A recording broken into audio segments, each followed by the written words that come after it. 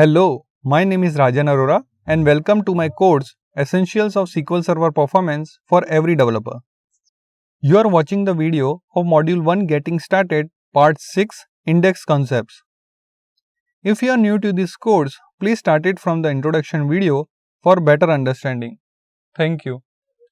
A database index helps us quickly find data in a table when we are searching for data by some other criteria other than the cluster key that our table is organized by.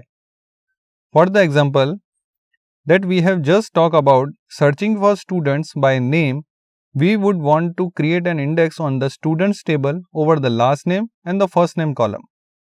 As you see, an index uses a tree structure just like our table. But in this case, the entries in the index are sorted by the index key, which is in this case is the combination of the last name and the first name column. And the index does not contain the actual data rows.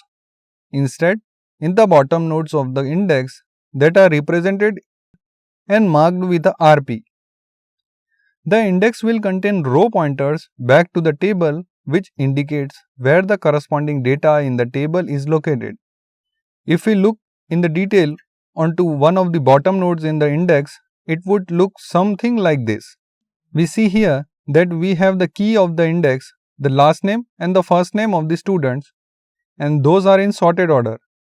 And then we have the student ID value for that student.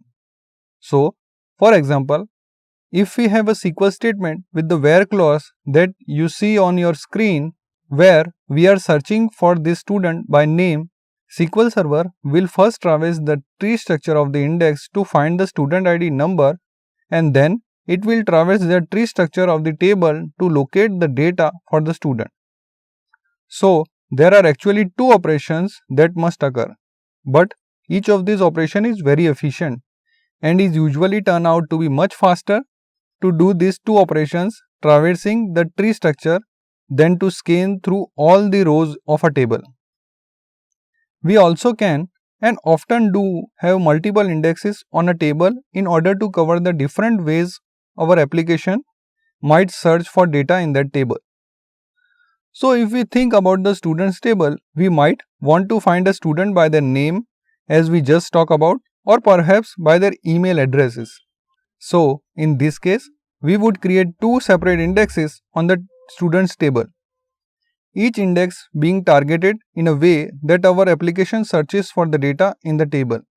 So, what all of this means is that if your SQL statement is using some criteria to locate data other than the primary key, we are going to want that statement to use an index. This way, we can take the advantage of the tree structure of the index to quickly find the pointer to the data that we need. And this is much more efficient and therefore much faster than having to scan through all the rows in the table. From the next video, we will start our next module, which is module 2, Analyzing SQL Statements for Performance. In that, we will see what our SQL statements are doing in the SQL Server. If you like this video, please do share, like and subscribe to my channel for more such videos. Thank you and see you in the next video.